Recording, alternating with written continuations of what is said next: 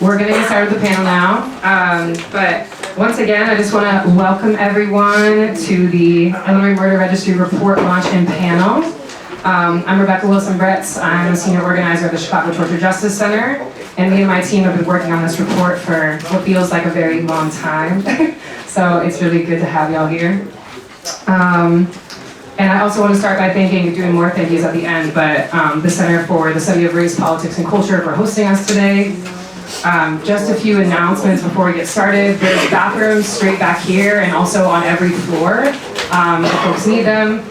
I know it's a little hot, so do what you do. The door does automatically close, so just to be conscious of that, if you have to walk out at any time, just let the folks in the front at the sign-in table know. This panel is being recorded right here. So for the Q&A question portion, if you're asking a question and you don't want to be recorded, make sure to note that. I'll remind y'all when we get there as well. And I want to reiterate that we are an organization that is dedicated to survivors of police torture and state violence, and so law enforcement are not welcome at this event. If there are any law enforcement present, can you make yourselves known? Make yourselves known, please. All right, looks like we're good. There you go. Okay, so I'm going to go ahead and introduce my incredible panelists. Okay. So first, I'm going to introduce Tanya, Jenifor-Sublett. Tanya is a mental health worker, social justice advocate, public speaker, community organizer, and now CTJC's Peer Reentry Program Director. She experienced abuse and torture at the hands of Chicago police at the age of 19. Sentenced to 42 years in the Illinois Department of Corrections for a crime she did not commit. She did her very best to reinvent herself. During her 21 years of incarceration, she studied law, business, and social justice. While incarcerated, Tanya earned 2 bachelor's degrees. Upon her release in October of 2013, she began working at Dawson Technical Institute as a recovery coach and an employment specialist serving clients who were formerly incarcerated, in recovery, veterans, and clients with disabilities. Tanya's fight for justice includes eliminating the collateral consequences that many formerly incarcerated individuals face upon their release. Her dream is to create ground-level services that directly connect formerly incarcerated individuals to resources and drive them to successfully reunify with their communities and society. She is currently working on her Master's of Arts degree with a specialization in clinical mental health counseling and social justice. Thanks for being here. That's right.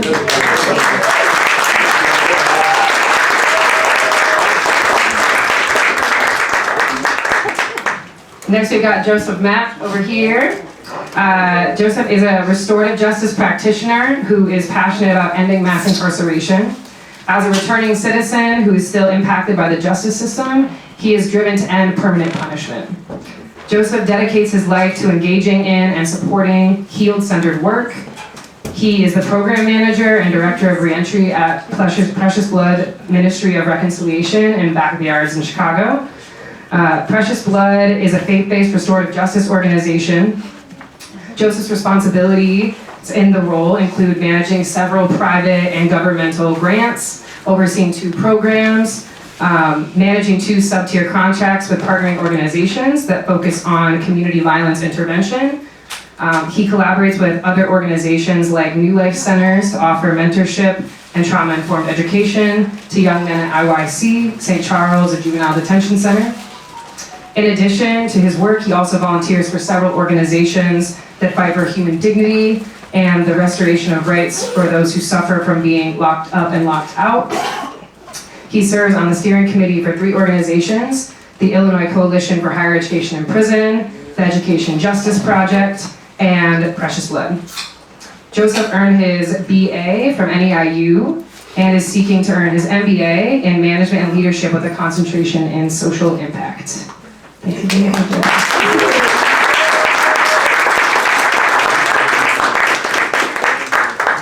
And last but not least, we have Naji Ublies. He is CTJC's case manager. As an introduction, Naji says, being a part of a troubled community, I have firsthand knowledge of the issues at hand, and I chose to be a part of the solutions and not the problem. Seeing our youth and communities underserved made me want to get involved with restoring it.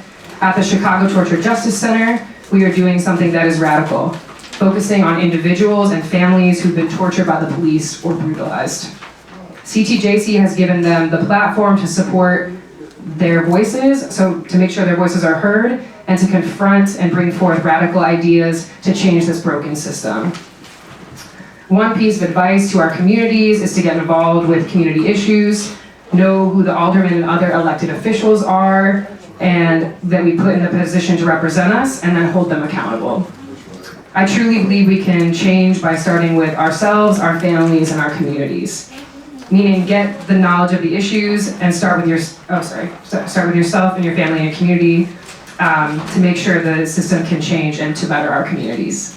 Thanks, Naji.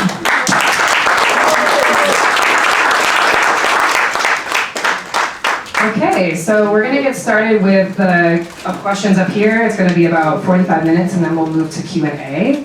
So panelists, just wanna remind you to speak slowly, clearly, and into the mics. So folks can take in all your wisdom and information, and yeah, we can go in whatever order you don't want. So the first question we have is, so the Illinois Murder Registry was created in 2012, so it's a fairly new piece of legislation. Can you all give us a little bit of history about the creation of the registry? And I'm also curious about your reactions to the registry and your community's reactions to the registry when it was created. So our community reaction to the registry started, it was a prelude to the registry that was formed before that.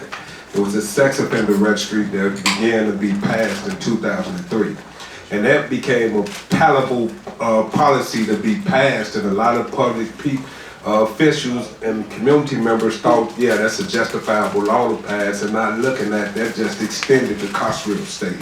So if you begin here, and there was an avalanche for every other law to come after it, that would continue to punishment, after the fact punishment of individuals who suffered from being impacted by the system. Yeah. Now, to move it along, when a murder registry was established, and it was established because of a parent, and we all definitely are sorry for her loss. We grieve with her as the loss of her daughter, because it was created out of relationship, out of an individual who was convicted of a domestic violence against a young woman that caused her untimely death. And because of this, the mother didn't feel she was aggrieved, or didn't feel that it was closure in that situation, pushed for policies to continue to punish people after the fact. And although the individual who the policy was named after, I can't recall his name, it was named after him, and he left and relocated to Hawaii, many individuals still suffer the ramifications of this single act that was used to demonize everyone else who unfortunately either intentionally or unintentionally committed acts that caused for incarceration. Hey, good evening, everyone. I have to be very transparent and say that when I first heard about the registry, I had the mentality of, I'm gonna be free. So all I really cared about was, if I could survive everything that I survived in prison, what's the registry? I did not know what I was up against. I thought, I survived prison, I'm gonna make it through parole, and the registry is nothing. So I took that into thought, and I just kept saying, you're gonna make it through, you're gonna make it through. Whatever they say do, just do it, because you have to do it for 21 years. But I never knew how punitive it was going to be, and how many times I came close to going back to prison on the registry. Good evening, everyone. Can y'all hear me? A lot of times, politicians only go with the wave for trend, just like people with fashion. They wear this one day and the next they wear this. It's not far-fetched to see that politicians They go off what the community says. And if they don't know anything or know exactly, is it going? Yeah. Know exactly what's going on, they're gonna feed into it. Like Andrea's Law, that was the name of the law that it came out about the guy. And I remember seeing, while I was incarcerated, I spent 25 years in prison, got degrees, got this other stuff, and got out, and none of it was worth nothing because they looked at me like, oh, what are you doing? But when I was in there with other people, I seen this story that ran. What did it say? Paradise, Parole to Paradise. Y'all probably seen it. The guy went to Hawaii. How they gonna parole to paradise? They conjured up the people that was kind of ignorant of laws. He did his time.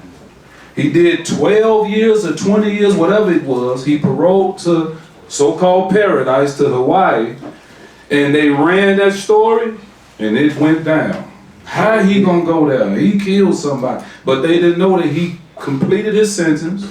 He did everything he's supposed to do. And he went to Hawaii and they ran with that. So when the public is not informed, and if you are informed in the age of information, something is wrong with you. I'm sorry, I gotta say it. This is the age of information. Don't let nobody send you off. Come on now. You can go and find out information and look at it and verify, fact check it yourself. So if people are ignorant today in the age of information, it is your fault. So it is our fault, far as the community, how they rushed us into prisons in the late 80s, especially in the 90s, 91, 94. They rushed us into prison and they tricked our community. Well, I'm gonna get to that. Thanks, y'all. So the second question we have is, we've been framing this registry as a form of continuous surveillance and perpetual punishment. Because, obviously people are serving their terms, they're serving, mandatory supervised release or what people think of as parole, and then they still have to be on this registry. So I'm curious if you all can talk about how the registry is a form of perpetual punishment. Yeah, absolutely.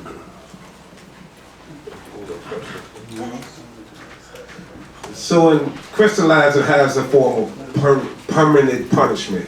Think of it in these terms. After a young teen, which I was at the time of my conviction, served 26 years, 5 months, and 26 days. I've educated myself with 2 degrees, several certificates, and I've helped co-found the Community Anti-Violence Education Program. So thinking on all those different experiences I had, I should be given the opportunity if they wanted to consider a person that should be given the opportunity. I think everyone who's incarcerated should be given the opportunity. But if you're thinking about under the way that society framed it, that would have been a prototypical example. But when I was given an opportunity to work at Adler University, a graduate college, graduate school, the first thing that came through the mail to my employer was a letter saying, man, do you know who you have employed? Because in this registry, we have to put not only our address, but we have to put our place of worship and our place of employment down and listed so they can have every bit of information about how we navigate our life. Well, they sent a letter that seemed more harmful and seemed like it was geared toward seeking my firing, seeking me to be fired or released from that position because something I've unfortunately, the act I committed when I was a teenager. Now I had to live and I had to learn how to move beyond the guilt and shame of the actions that I did when I was unwittingly suffered from low self-esteem and tried to, was influenced by peers. And this is not to alleviate any responsibility from what I had, but you would think after serving so many years of incarceration and dedicating my life while incarcerated to trying to reduce violence, I will be given an opportunity to work and go on and flourish in my life. But just this very fact that they would send letters to potential employees, and they sent it to my current employer as well, to try to discourage them from hiring me. This is a form of permanent punishment that locks us out, even when we're out. That's right. Exactly. So I came home October 4th, 2013. I was absolutely happy to be home. My goal was, and this will sound so superficial, but after spending 21 years in prison, I said I wanted to be able to give kids candy on Halloween. I went out and I bought a whole bunch of candy, and the day of Halloween, my parole officer called me and said, make sure you turn off your light on the porch, because they had accidentally registered me as a sex offender. I didn't even know, because when I went to the police station to register, I'm a torture survivor. That whole process was terrifying to me. All I wanted to do was get out of the police station. I went from prison to the police station.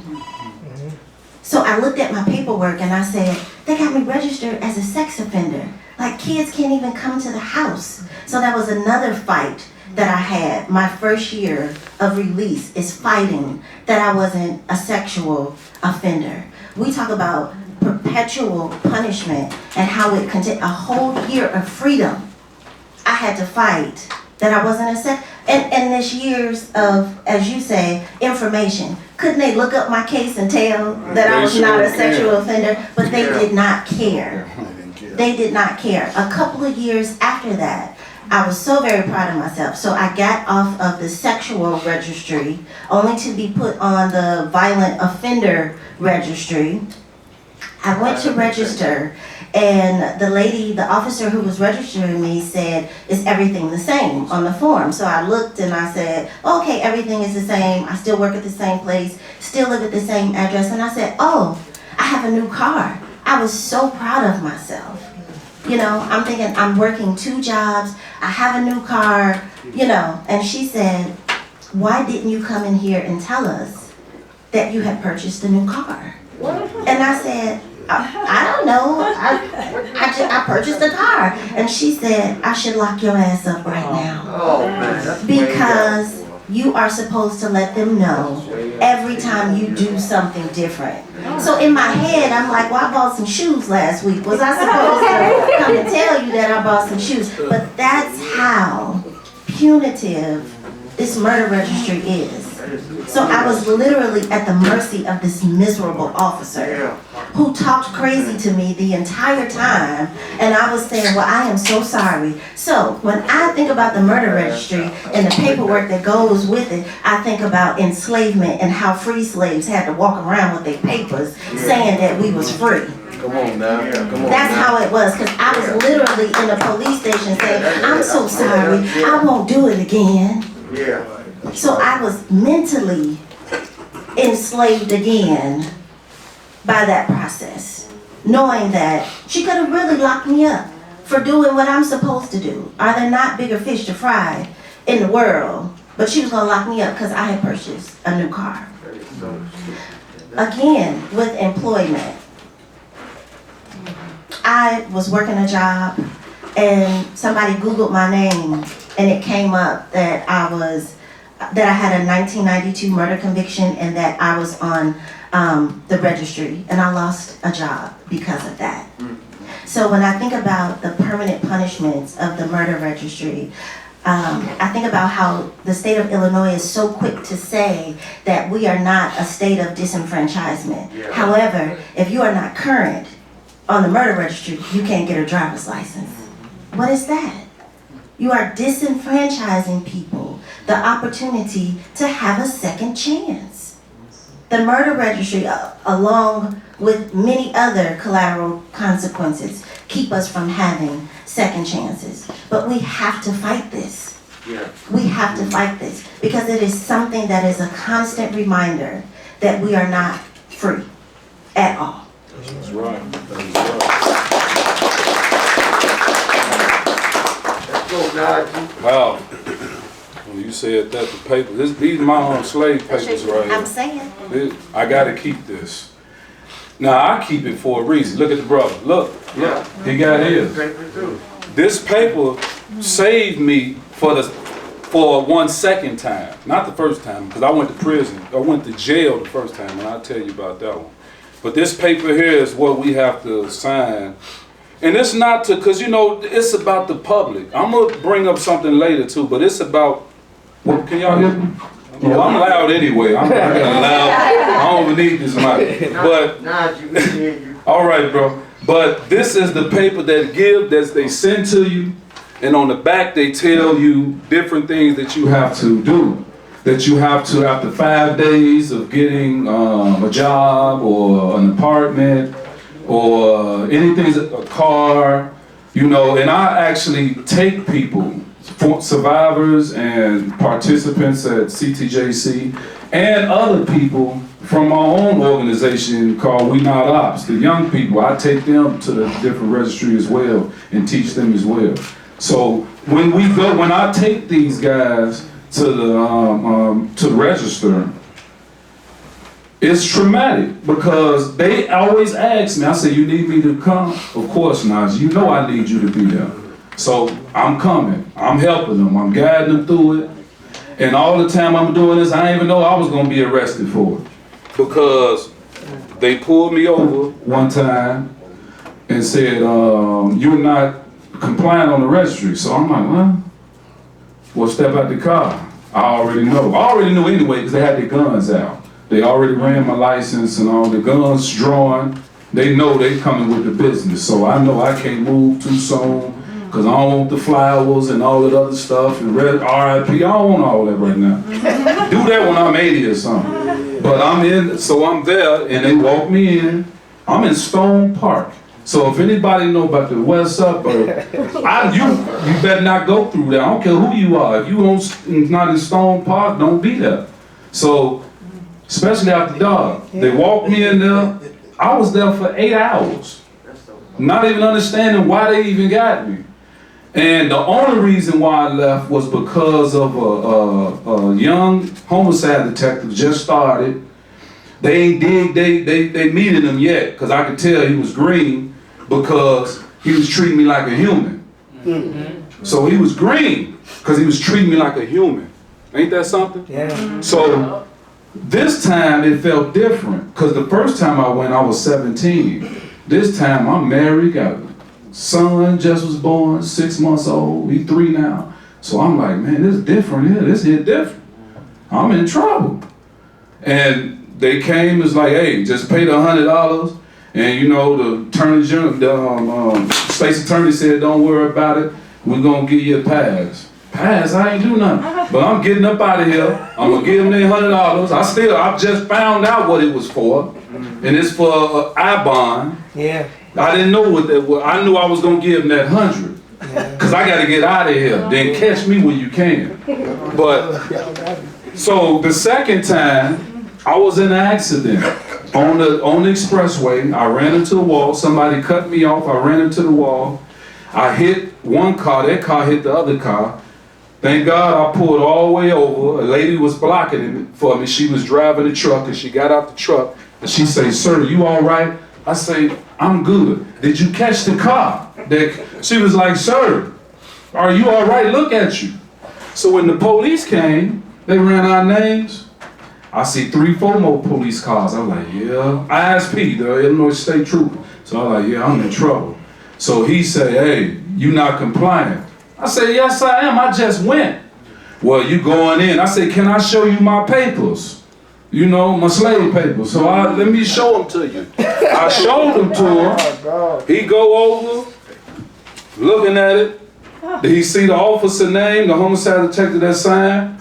He called him right on the spot. Say, let him go. He's compliant. So I say, can I get the EMS, the people to come help me? Oh yeah, you'll get that. Still ain't called. I'll still be over there waiting if I didn't just leave myself. But this is perpetual punishment. And one last thing with this, I take so many people there on 90th Cottage Grove where they do hot potato, 35th. 3100. They do hot potato with it. If you try to go on a day, it's over with. There's a lot of brothers and sisters that went down. And when I went this, and this is a hard story to tell. The brother went in there. Well, you got to stand outside, but they was telling him, and that's why I don't go with all the white officers and all that, they the police. Come on now. I'm not mad at no individuals, but you signing on, and if you don't speak up, you doing the same thing the next person doing. So it was a black officer told the young brother, just because you brought your son, you think you ain't going to jail? He what? He ain't even been in there yet. But guess what happened? He had to call his baby mama, his child's mother, to come pick the child up. They couldn't pick the child up because she didn't have an ID. So they called DCFS to come get the child. I'm still trying to find who that brother is. They didn't want us to go in there. I wanted to wait, but the brother I was with, like, man, let's get out of here. So I don't know what happened to him or the child. Can I add to that? Yes, sir. So while he was telling this story, I thought about privilege, and it's funny for a person whose system impacted, that suffered from so many injustices, to think about privilege. But he had the privilege of walking away each time. I have a little brother, my biological brother. October the 8th, he was delivering food for one of the delivery services. I can't recall which one, and I don't want to promote anyone if they're not hired. So he was delivering food, got pulled over on the way to get some food, and he was arrested, told he was out of compliance. Now, me sitting in the role I sit in, I have connections and relationships with parole commanders. I have relationships with people who've sat on the parole board. I've called all these people. I have relationships, and many of you know, with people who work in the lieutenant governor's office and in official capacities in different spaces. I called everybody because they arrested my younger brother, and my mother was crying. She had 3 strokes already. She was worried about something happening to her son, who also has mental issues. He had mental challenges. He's been fired from working at Target, where he was making a decent wage, but technicality was sent back to prison, got out after that technicality, no new charges. But when they arrested him this night from delivering food, they did not let him out that police station. I have a friend that works in the public defender's office. I called him. He immediately gave me a telephone number. Call this telephone number. We're going to get a lawyer down there. The lawyer went and said, well, all we can do is advise them to leave him alone, but we can't do nothing else. I called the parole commander, who I have a great relationship with. This parole commander checked their system and showed that they had a copy of that slave paper in their system, with them telling him he no longer has to register, that his charge does not fit that registry. But yet and still, he sat in incarceration for a couple of days, and when he went to court, they continued this case. So when you think about permanent punishment and privilege, because we know people and because we are able to contact people who will move immediately, what about those who cannot? What about so many of those who get arrested off of administrative error and have to deal with the indignity of sitting in a place that we swore we'd never sit in again? Yeah, that's right. And especially when all you're thinking was, let me do everything right so I can ensure I don't hurt my mother, I don't hurt myself, and I continue to build for my future. This has been impeded, and if you want to think about something else, think about the registration process in itself. I don't know if we was clear on that, but I know on 90th and Cottage Grove, they have 2 times out the day when they accept lines. 2 times out the day. They're there for hours, but they only accept lines 2 times out the day. And I have to register myself, and I had to suffer from going there, standing in that line, and being told we have enough, come back at 1 o'clock. What does that do to a person who's employed with an employer that's not knowledgeable about what this system looks like? Now, fortunately, I have an employer who allows me this space and this latitude to not only go for myself, but to take people there. So when we're talking about how it disrupts family life, how it disrupts economic situations, how it disrupts your own human dignity, because you have to deal with officers talking to you as if you are no one. You know what that feels like? I'm gonna always be reminded that I was convicted as a teen of a serious offense. That would never erase my memory if no one else told me about it. The guilt, the shame that I cause to a family is hurtful. But to constantly be reminded by people every day, despite how I dedicate my life to making sure no other family suffer again like my family or the family who I cause pain to suffer, but still have to face the indignities from a person who's having a bad day and look at us for no other reason but because you have to register, you're not shit. Yeah. And you're told that in every way. I think that's problematic, and I understand you're hearing these stories and these narratives, but I want behind this, and we're going to have an axe, but I want this to move you and have you think about how many other people suffered that does not have the privilege as Naji had, the fortune to walk away not once but twice from being placed in handcuffs. And I know what that pain looks like because I had to hold my mother's hand while she worried about her son, and she's overprotective. I'm a mama's boy. I had to hold her hand while she worried about her son being incarcerated for something he didn't do, and would he be able to make it through that? Because what I didn't say, and I'm sorry for exposing it, that he's been dealing with the stress of not being able to find gainful employment, not being able to feel like a man, and on top of this, that have this heaped on his shoulder. That's what permanent punishment looks like. Yes, sir. Yes, sir. Appreciate that. I have 2 more questions we're going to try and get through in the next 20 minutes, but one of the things I've heard some of you talk about is, you know, you're talking a lot about the violent impacts right now, but specifically the violent impacts of people's addresses and their names being listed publicly. And I'm curious if you all want to share anything more about that in particular. Yeah, I will. Yeah, I will. So, because of the lifestyle I lived before incarceration, I had a natural fear that some of the things I've done in my past would come back to haunt me. And then when you get out and you experience so many blessings, you experience so many good things, someone was actually willing to take the opportunity, take the chance of giving me an opportunity to work.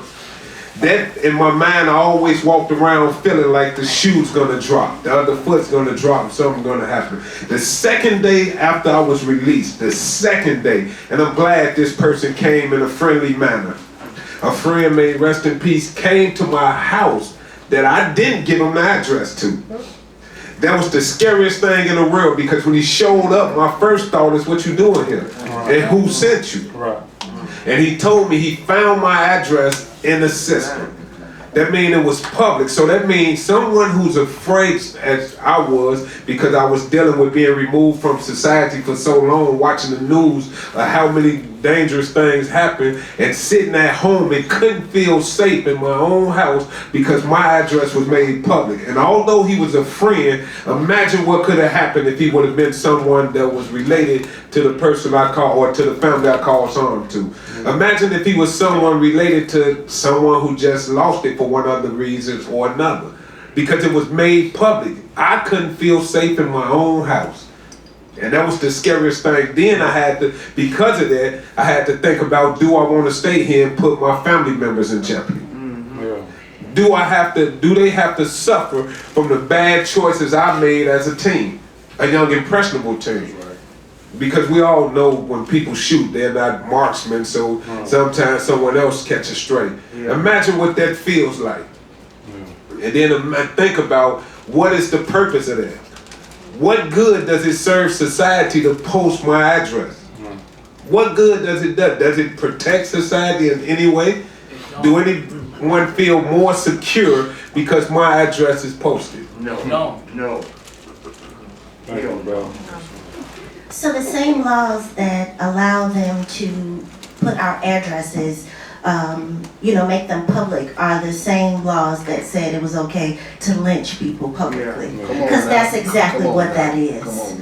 And I know that that's heavy to say that, but that's what that is. The same law that says that we have to register is the same laws that says that we were 3/5 of a person. This is all still part of the same thing. They don't care about us. They don't care if someone harms us. That is yet again part of the permanent part of this punishment. To say, we're gonna put all of your information out there, because you deserve it. If somebody comes, we've done our time, we've paid our debt to society. But if somebody looks you up and finds your address and causes you harm, you had it coming. Because you broke your social contract with the world. You committed a crime. So these laws are formulated on something that has existed already, and it will continue to exist if we don't do something about it. So just keep that in mind. While I always say, while we think we're free, we are still under the same laws of slavery. That's what prison is. Yes, it is. Thank you, sister. And to add to that, I actually know people, 2 people that was killed because of the registry. I'm not gonna say how I know this, but y'all know, some of y'all know about how the streets is and people, you know what I'm saying, but I know these guys, they was on the right, they was doing what they was supposed to be doing, and people found their location, and they got up with them. Wow. And that's what they did, and that's just crazy. But perpetual punishment, including what the registry actually does, I like to educate people on when they hear the murder registry. I have people, well, you supposed to be on it. You supposed to this. Well, what about paying your debt to society? And then from the Jim Crow laws came the prison industrial complex. So that's how they continue slavery, through housing discrimination, jobs, etc. And then once you get off parole, oh no, you got these 10 years to do to fulfill, these 7 more years. And if you even miss a day, when they say come back at 1, you come back at 1, there's no one there. We got enough people come tomorrow, but tomorrow is the 17th or something, and now you behind. So now you got another 10 days that automatically start without you even knowing. Another 10 years. 10 years, yes. Automatically start. If you miss 1 day, it automatically starts again, and you gotta fight it to get off. Oh, you gotta add the extra case they have with their. And you get it, right? You get a felony too. And you get a felony. Sometimes. I just wanted to say, to add to that, is that I just received my paperwork in the mail last month that I didn't have to register anymore. What's sad about that is that I am the only person that I know that completed the registry. Wow. That's sad. Everybody that I was in prison with went to school, got degrees, came home, did everything that they were supposed to do. I have several friends that left the state of Illinois because they got an extra 10 years because they were late. My best friend's father had a stroke. She showed up to the registry with the hospital paperwork, everything. They gave her another 10 years. So when we talk about permanent punishment, you never get a chance to get out of it. There is never a second chance. They never extend any grace. I think it's very sad that I'm the only person that I know that has received that letter from people who have gotten home, who were released before me. And you the only person I know. Wait, there's more. There's more. I don't want us to get lost because we hear the 10 years and we think, oh, that's a long time, but if you complete it, it's over. But if you committed a violence against someone who was considered a youth, even if you were a youth at the time, they extended the murder registry for life. They extended it for life. So when you think about permanent punishment, life is permanent punishment. And I think most times we operate or we navigate through these systems without being aware of it, and we're so busy. I understand society and how they are unaware because they have so many other stressors and things in their life that they have to focus on that they're not aware of this. But when you think about it now, I'm not a lawyer, but I practiced a little law while I was incarcerated. And ex post facto, the favorite word, which is after the fact. All these policies are after the fact. According to the law, before you can be penalized or subject to any punishment, it has to be a public notice of it, and you have to have the opportunity to be aware of the offense. Opportunity to be aware. Now, if you didn't read it for some reason, then you committed the act. But for many of us, that we have already been judged, convicted, and serving time when this policy, this new legislation came out that subjected us to that. That's after the fact. According to the Constitution that people swear to uphold, that's illegal. So we are legally being permanently punished. I don't care how they sell it to the public that is protecting them. We're talking about a system that says, I don't care if you committed your case because when it did come into effect, 2012, I was already incarcerated for 19 years before they still told me I have to be subject to a punishment. I have one last question, then we're gonna go to the Q&A, but I just wanted to ask, I know all of you have looked at the report and been a part of even its creation and editing process. I'm curious if there's anything in the report in particular that you even learned yourself or wanna highlight for folks here. Yeah, well, it was I seen the one about aggravated battery. I was like, man, I ain't know they got arrested. So that was one, but one particular one that I looked at about how many people that are black that are on it. And people just say, yeah, that's where most of the crime is happening and this and that. But I always want to bring back, this is the age of information. If y'all don't end up with that, you're ignorant. It's just the bottom line. I ain't got, hey, this is what's happening. And what it is, we have to put our minds and understand when you hear murder registry. I close to 50%, if not more, and I looked at this, age information, were teenagers. We gotta remember, we're talking about teenagers who went to prison, some of which were completely innocent.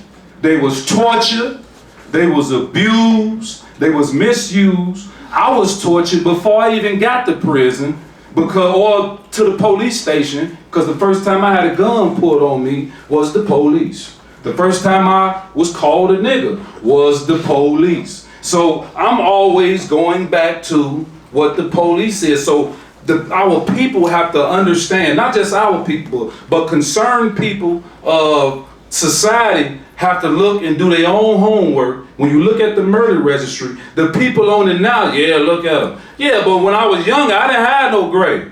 And I ain't had my hairline back here. I was a teenager. We all were teenagers. Come on, man. Speaking to CIA agents, which is the police. They get trained by the CIA and other countries. So we have to keep that perspective in mind, because that's how the crime bill came, because of the community didn't have the knowledge. So the community gave the children to the police and the government. That's exactly what happened. When they gave him to them, the crime bill, Bobby Rush, I'm naming names, he said that's one of the things that he really regrets about his time as being a politician and as a senator. Biden ain't never said nothing. He said he's proud of it. And then he asked us to vote for him again. I ain't telling nobody how to vote. I'm just saying we got to do our own investigations, because they turned our kids, including myself, to the government. They took us. They don't say about the police dropping people off over here causing controversy. People in the car with them. And I'm just bringing this so we can stop thinking everybody Jeffrey Dahmers. You know, all these type of people. No, these was kids that was abused, tortured, misused by trained police officers, grown individuals. They wouldn't let my mother in there. They wouldn't let nobody in there. So let's stay to that thought that half the people or close people to it were teenagers at the time of the arrest or the time of the case.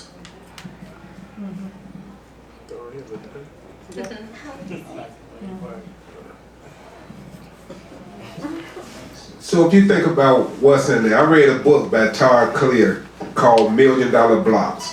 And it talks about how our blocks and our communities is carved up for everybody else to benefit off of. And what was in that report that I think needs to be lifted up, and I saw a PBS special talking about redlining. How when they restricted us from buying homes in certain areas, where every area that was redlined, every area that suffers from poverty, every area that suffers from schools being closed in, is also the areas that has the highest concentration of individuals on these registries. So when you think about our communities being preyed upon, and I know sometimes people want to just, let's say, individual responsibility as if we're not paying attention to the decisions that I made and the decisions that were made for me. And the system as a teen, and if most people don't know, if you go one step further, and I wish it was mentioned on there, how many people are on the registry for the theory of accountability that did not even do the act in which they was charged for, but yet and still they were able to grab 6, 7, 8, 10 more people for one offense. So if we think about unpacking how this impacts our communities, how it impacts us, we begin to think about how this is really designed. Prison is designed to operate in the way it's always been designed. From the slave catchers to the labor forces to you get a felony for not working to now, because of a felony, you can't work. So it's the same thing being rehashed and repeated. So thinking about the registry, I think about how, just look at that map. I wish we can lay every map to see every ill that happens in our community. If you want to see about school closure, lay that map. And you can match an identical map to if you want to see lack of health care, lack of employment, disinvestment in these same communities. So everything that's happening to a community is just a new way to disrupt and pull our communities apart. So sometimes it's easy to say individual fault. Sometimes it's easy to say these guys or these young women are dangerous and they committing this to our community. But I also, please read the report, because something that was said, everybody that's a champion of this report does not stay in the communities in which are affected by these legislations. And that's some of the biggest things. So they tell you, and they have this fear mongering because they get you scared, and they'll tell you any book you read, the best way to control the people is first control them with their education or lack thereof, and then their economics. So if our lack of understanding about how these systems and legislation affect our communities, and we stuck on this individual responsibility, we'll fail to see the true plan, to see the bigger picture that they're trying to lock up an entire community. Because we're locked up. You telling me, although I've served all those years, although I've strived and dedicated my life tirelessly to giving back to my communities and communities across the city, that I still have to be subject to a law that wasn't in effect when I was accused of, not alone convicted. Matter of fact, it wasn't in effect 10 years after I was convicted, but I still am subject to the punishments.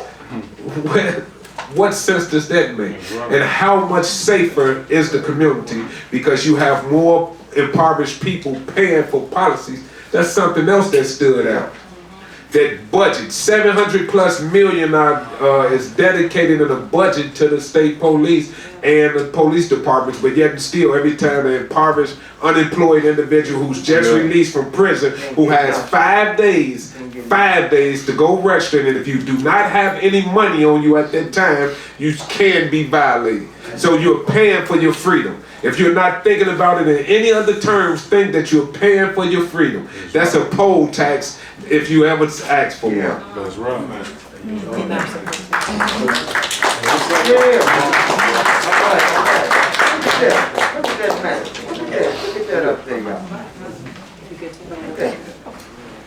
Okay, we're gonna go to Q&A. So Yanitza, our amazing therapist at CTJC, is gonna run around if folks wanna just raise their hands. Really quick, I just wanna remind everyone that we are recording, so if you don't wanna be recorded, just say that before you start speaking, because there's other folks recording and we have someone from CTJC recording. And then introduce yourself if you would like. And also wanna give a reminder that none of us are attorneys, so we're also not here to give legal advice specifically about the registry.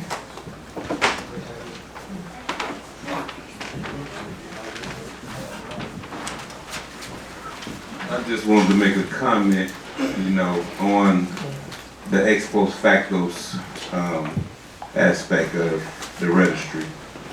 As JoJo was mentioning, my name is Vincent, and I'm a system impacted person. I'm actually not on the registry, but I've studied the law regarding the registry and the fact that it's an ex post factos violation.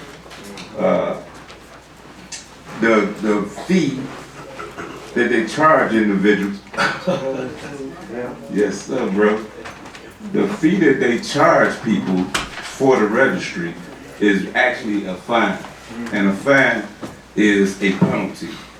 And there's been challenges to the registries, and they've been saying basically they're not punitive, therefore they don't violate ex post factos. But I don't think there's been a challenge against the penalty, you know. So I think that's a way that it could be challenged.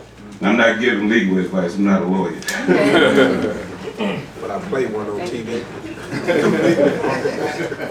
We got a question over here. Right here, Yanisa? Yeah, Okay. Oh, someone else over there. My name is Walter, and I was real hurt when I found out that where you go to register at was the same place that the people who were tortured by murder was called a house of screams. Yeah. Yeah. That hurt me so bad. It's like they just keep pushing it and pushing it and pushing it to make you want to give up. And I'm grateful for this that's going on now, because I'm learning a lot from it. So I'm gonna keep my ears open while you guys keep teaching and keep us all uplifted and above. But that's true torture for them to even do that. Why was it took it from 35th? Why? I remember going down to 35th to register, and there was a lot of people that was having to register every week because they didn't have no place to stay. And the police officer was telling them, stay here. Tell them you stay here. Tell them you stay here. Getting the people to perjurize themselves, to lie about that. To lie about being homeless. What sense did that make? And what they gonna tell them when they go back? Oh, we didn't tell you that. Well, I'm here to tell you that happened. I watched it happen. And I'm sick of it. I'm sick of it. Thank you. So when you think about 35th, think about how small that room is that they make you sit in, that it looks like a bullpen. Yeah. They reproducing the same trauma that we experienced. Yeah. So, And if you want yeah. So if you think about that, it's not like any police station is much better than the other, because we suffered so many different ways, from being dropped off in different neighborhoods to being beat up, to the tactics they use so they won't abuse you. Is use telephone books and hit you with the flashlight. They had tactics, and even if you wasn't convicted, you still left battered and bruised. So when you think about which police station you go to, whether it was the torture sites that became public, or it was the private, the internal strife that they inflicted on us at them times. But I just think about them bullpens. I had to sit there at 6 o'clock in the morning to 1 o'clock, and just for them to tell me to sit in the next small space and be quiet. Do y'all want to speak to the sites at all? Okay. Hi, my name is Masha, and I'm not American, so I don't know much. Thank you so much, first of all, for this talk and your openness and sincerity. I studied torture in Russia. There is a lot. I wanted to ask you, whom do you want to address these findings? How do you think, with whom should you talk to make a real social change? I was going to actually say that, to repeal the law on the state level.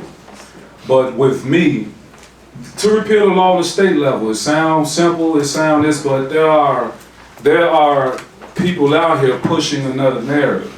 And we have to inform the community. I promise you, it's the community who we have to inform first. And if the community becomes truly informed, then they will get on board with this. They will get on, because that's how things change. You have to get the community involved. You don't get the community involved, guess what? They predators. They you can't trust them, and here come all this other verbiage. But you can repeal it on a state level, but first we have to convince the community. And it's hard to convince the community. Every time you see on TV, they got carjackings. But they don't tell you that all the time, and I'm not being an apologist, I'm just putting things in perspective. You have a guy who got caught with over 600 catalytic converters in Tulsa. While in the hood, you have 14, 15-year-olds pulling these people out their cars so they can get to these catalytic converters and sell it. But you don't hear that much about on TV, about all these catalytic converters they found in his backyard. So it's things of that nature, the community. But when you say the community, whom do you mean?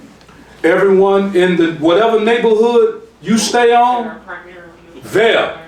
Then go to the next neighborhood. Go to the next neighborhood. And then when you gather up over 60% of people that's in IDOC are from 6 communities. Austin, North Lawndale, Inglewood, Roseland, Humboldt Park. And East Garfield, West Garfield. So if we can start there specifically and get the community involved, everyone that's in it, I'm talking about no politicians because they're going to follow what their constituents say. So if we get the communities, at least those 6 under control of us, where we can have a voice, IDOC won't be funded with 60% of people coming from those neighborhoods. I got a couple right here, and then we got 2 more here. Hello everybody, my name is Dante Winston. I'll make it quick. It's more so of an informative statement. The brother has stated a lot of individuals don't know as it pertains to accountability. So I have 2 good brothers. That have really been spent the last close to 20 years trying to change their life. I have one brother that was found guilty on the grounds of accountability with no co-defendants and no incriminating statements. First time incarcerated, max was 30 years. Found him guilty, gave him the max of 30 years. And people don't know, he was 17 at the time. The individual, the juvenile that was involved was about 15 or 16. Got 30 years, he's never even seen, met, heard, know what the juvenile looks like. Got 30 years, and it's affiliated with the Sex Offender Registry. So just to show how that disproportionately affects communities. Now take this into mind, and I'll be quick. You spoke to redlining. It's ironic, I was watching a report just the other day, was some of the top 5 businesses that never fail. One was a laundromat, I believe number 3 was real estate. Take this into mind. You have an individual that cannot get a job, has never even seen the victim, never caused any harm to the victim, tries to get a job, buy real estate. One of the guarantees of real estate is Section 8. Everybody's familiar with Section 8. The number 1 voucher holders of Section 8 in Chicago and the surrounding suburbs are single black women with children. So tell me, how is somebody expected to get real estate and house tenants and get that guaranteed income to improve the community when they do background checks? And in that case is personally affiliated with the Sex Offender Registry, and you have single black women with children. So how can they better the community, better income, and become business owners? Right.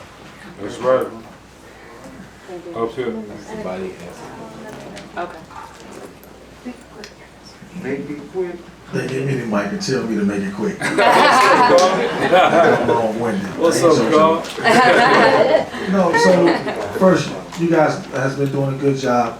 I wanted to just ask, how has the murder registry affected your family? Yeah, that's the question.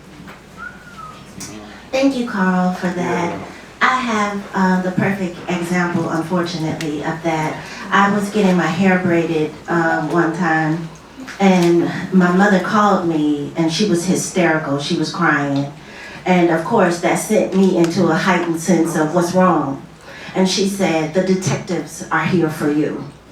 And I said, they here for me? Like, what's going on? My mother lived in Markham at the time. That's where I paroled to. And that was my registry address. So I said, well, what do they want? Because really, for the first time in my life, I was still on the registry, but I just felt like they ain't got nothing on me. Like, I'm doing everything that I'm supposed to do. I know where I'm at. I know where I've been. Nobody can say anything. Unfortunately, there was a young woman who had been murdered in Midlothian, and her body was found in between Harvey and Markham. So the detectives came to my mom's house and said, your daughter is on the registry and we get to question her. And my mother was at the police station with me the night that I was tortured. They arrested my mother that same night and said, if I don't sign this narrative, because it's never a confession, I hope y'all know that, it's a narrative. So they said if I did not sign that narrative, that they were going to incarcerate my mother. They opened up the interrogation room and my mother had handcuffs on, so I said, I'll sign it, I'll sign it. And then they still continued to torture me, but that's a whole nother story. So here I am, my mother's on the phone, she's hysterical. I'm trying to keep myself calm because I'm like, Mama, it's not gonna happen again. It's not gonna happen again. And she is just crying. So the detective says, give me the phone. So my mother gives the phone to the detectives who are in her house. And they say, where were you November 12, 2020? And I said, how am I supposed to know where was I at? We're talking about this was 22. This just happened last year. I said, I don't know where I was at November 20th, 2020. I said, but wait a minute, what I do know is that it was COVID. So what nobody know damn well. All of us was in the house. It was COVID. So I can hear my mother in the background. And she's just crying. So I said, what are you, why are you asking me these questions anyway? And he says, well, somebody was murdered. The body was found between Markham and Harvey. And you reside in Markham. And we get to question you because you're on the registry. I said, so you're going to question everybody from Midlothian to Markham who's on the registry? And he said, yes. If you had never committed a crime, you wouldn't have to worry about that. And my mother's still in the background crying. I said, put my mother on the phone. And I just said to her, it will never happen again. Put them out your house. Because they can't do nothing to me. That's right. But that's how it impacted. 20 years later, 29 years later, my mother was still terrified of the police. And that's why this means so much to me, to fight so hard, to go so hard for this. Because she was afraid she was going to jail again. Again. So that is my personal story of how this murder registry impacts our family. Do you want to say something? It's gonna be real quick. My mother moved to Hillside from Chicago to give me another start while I don't have to be in Chicago because it was already rumblings from the police where I was gonna be at because I could have put a lot of them behind bars. But being in the streets and doing different things will bring other people involved. And I didn't want to do that.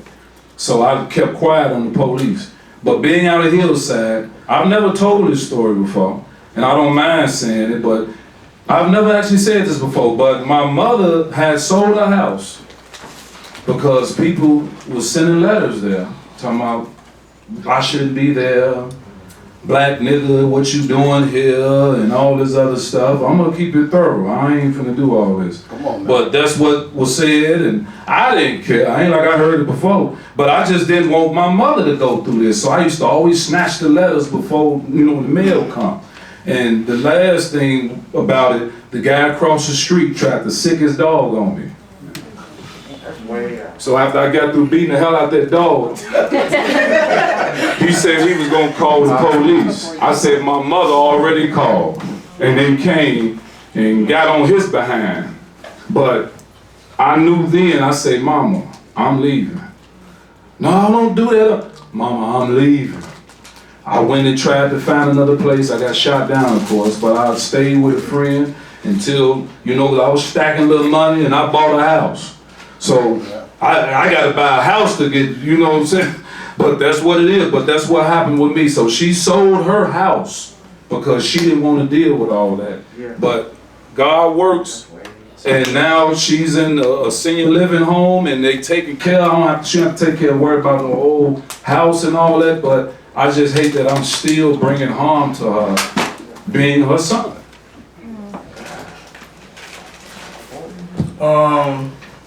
So my name's Denzel, and I'm a co-founder of Real Youth Initiative. It's a program where we, go inside and mentor, build revolutionary consciousness with formerly and currently incarcerated young people. Yes, So, I myself have been locked up from like 14 to like 20, did juvenile life, and then came home. And like before you release, like you have like your parole officer, whatever, like come see you like days before you leave, and then they like come and give you the form, like you gotta sign off and initial everywhere, like on the paper, and sign before you come home. And once you come home too, within like 3 days, you gotta do the registry at whatever police station like closest to you.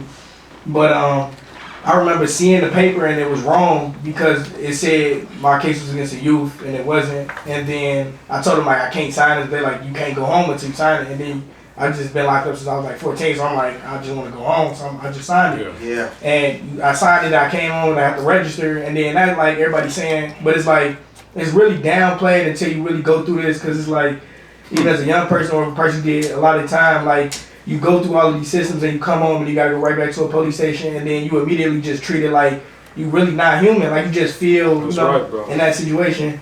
And then further you get through it and you like, man, I'm done. And just you gotta make the phone call. You come home, you gotta call the little 1-800 number. You gotta do this. Yeah. You gotta check in with your PO. You gotta go register. And then once you do all that, you like, man, I could maybe get a nice meal or like spend time with my family or plan out something else. Because if any of those things you're not in compliance, it's just a reason for them to lock you back up.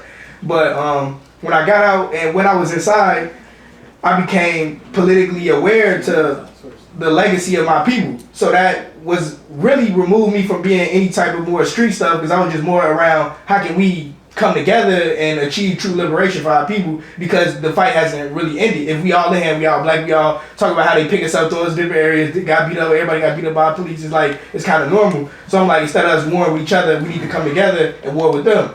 So when I came home and when I've been inside, I always been around, reading, just studying, doing any type of organizing with people that's been inside, because when you come home and while you're inside, all they do is try to break you up and tell you from your family you can't go visit somebody because you on papers, or your papers, you can't go home because your people on maybe Section 8 or something, because or got a link card, anything. If you like got a record, you can't, they just split you up.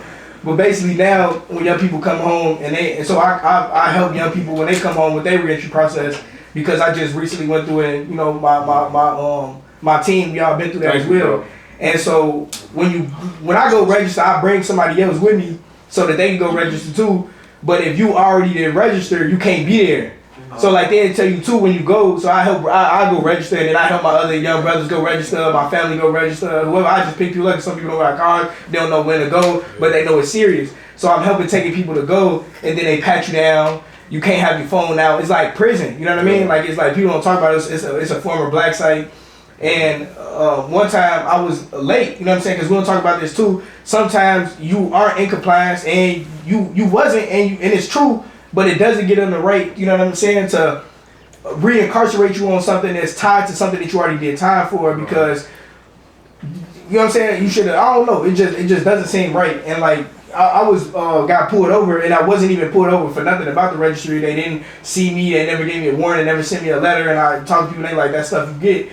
And the cops kept on pulling me over, but they can't find nothing on me. They can't find no warrants or nothing. So they like, man, we gotta let them go. But then it's like, a day later, another day, it's them again. They like, man, you got a new warrant or something they can hold you on. So basically, I got pulled over, and then they held me. They called back on all this, and I'm like, I'm in compliance with everything. You can't find anything, you search my car, everything.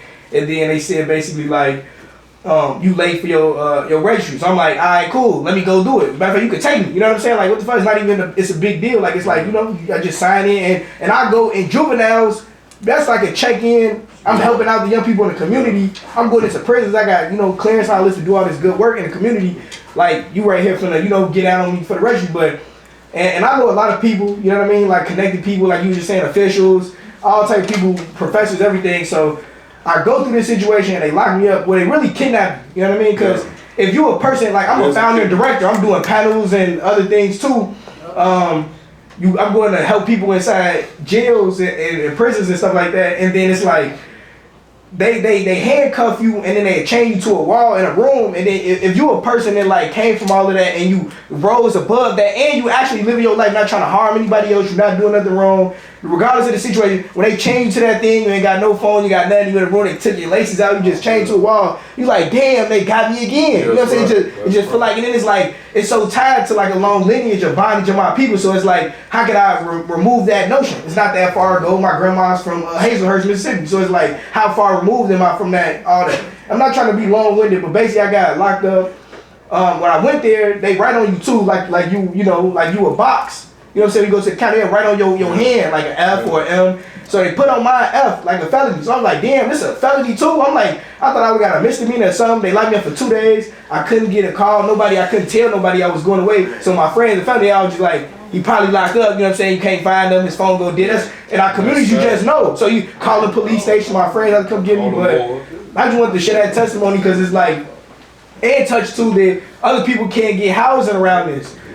When you want registries and stuff like that, before you can sign a lease or do anything else, you can't even go nowhere because they deny you just off of you being on any type of registry as well. So then if a person can't get a house, can't get employment, and they crash out, what do you expect them to do? You know what I mean?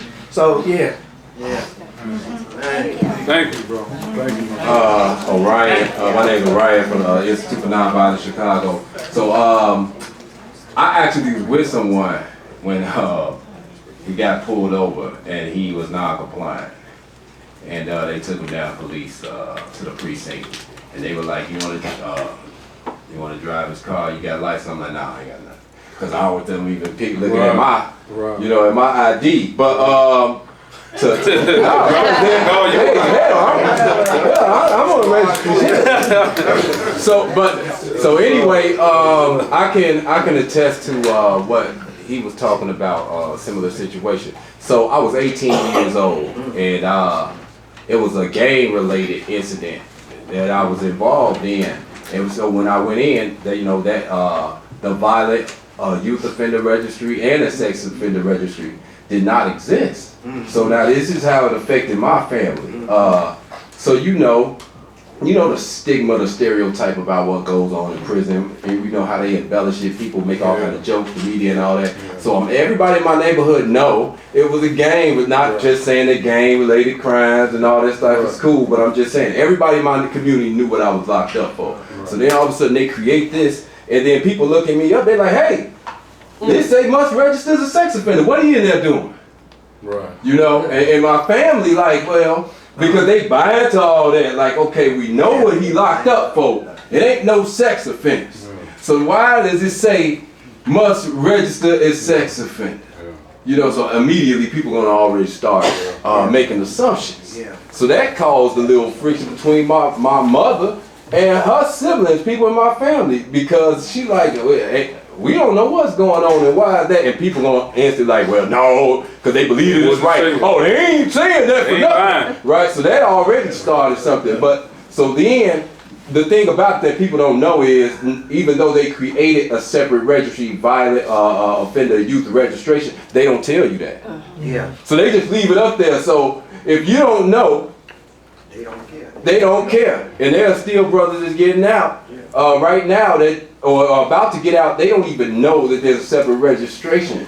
I found out inadvertently. I went to Pontiac, I got kicked out of Georgia, that's what it took, but I went to Pontiac and I found some guys that had gone through the process. That's the only way I would have known, man. Or they would just left it up there, so they put the onus on you to find out after the fact. And lastly, very similar situation. So at the time, my mother, same thing, but what she did was, because she was afraid, because it said that I must register as a sex offender. So instantly she thinking like, man, he's gonna have all these different barriers, people gonna be coming at him and all that. My mother moved. She moved and ended up buying property. She had to uproot herself her entire life just because she felt like, okay, it's gonna be certain places that he can't go. He's gonna need to be able to have housing and all of that without dealing with all this type of discrimination. And so that's how it impacted my family, is that they actually uprooted themselves just so that I could be able to be able to have housing and be able to maneuver. And this was before I discovered the separate registry. And what they did with me, when it was time for me to come, when it was close to my year for me to register, they called me about a month before the date. Now I know my date, I know when I got out.